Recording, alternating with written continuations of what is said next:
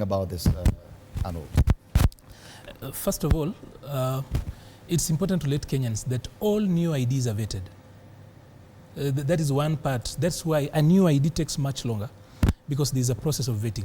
And I know there is no regime that can actually lift that. I'm talking about whether you come from the border or not, there is always a vetting process that a new ID happens to that.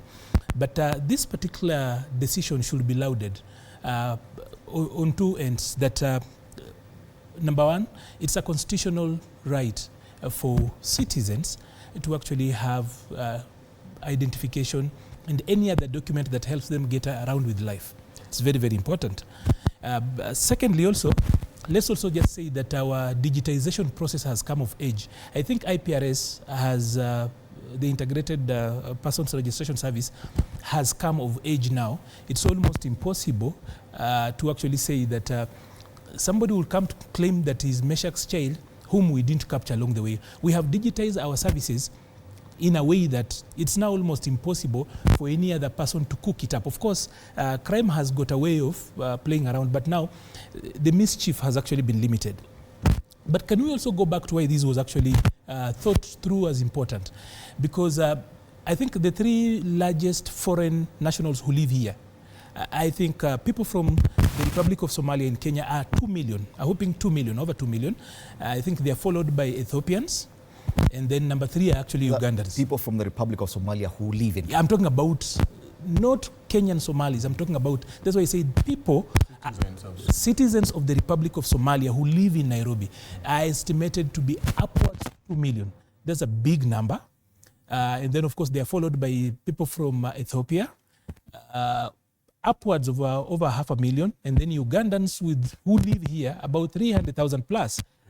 The others, Sudan is actually a distant fourth. After peace, they actually went down. But the biggest people who live around, and that's why you realize that vetting is heavily around those borders, from Ethiopia, Somalia, and Uganda, heavy.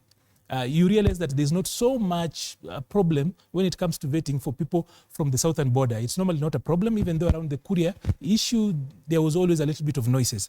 So, of course, there was mischief that national security was trying to address. But in the process, of course, the system was abused. As usual, the road to hell is punctuated with good intentions. So, in the interest of national security, to take care of citizenship and ensure that it's not manipulated, along the way, corruption and so much came in. So, be that as it is, but I can tell you 100%, even if it's not pronounced policy, vetting for all new IDs happens whether you come from the border or not. The concern right now is on whether these numbers could be manipulated in any way, with people crossing the border and getting IDs freely without can I respond? I was actually coming to that. This is the point, that even the numbers that are famed, that probably these would fundamentally change the numbers, really wouldn't happen. Like, for example, Mandela, I think, had over around 200,000 votes. Registered votes.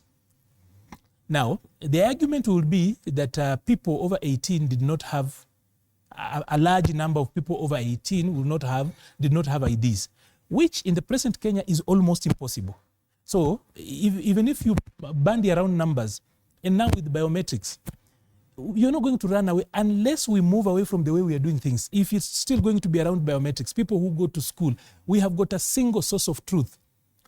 Our register of persons, the IPRS currently as it is, will actually weed out that. So it's easy to actually sensationalize it. We do not have proper data. We do not have proper data from the data that we have from KNBS has already been questioned. Let me remind you, Fred, as you move on, let me just remind you that there was a time in this country when it was actually said that Kibra has got 1 million people. And it at some point looked like it was a fact until we did a proper census. And we realized that it was not even more than 200K people. So the numbers being bandied around are sensationalists. Yes. But this is the argument. The debate on 1 man, 1 shilling, 1 vote, on resource allocation, whether or not we should have delimitation of boundaries based on population quota, it all boils down to numbers. Yeah. There are serious concerns that someone could be playing around with these numbers for an area whose data has already been questioned. And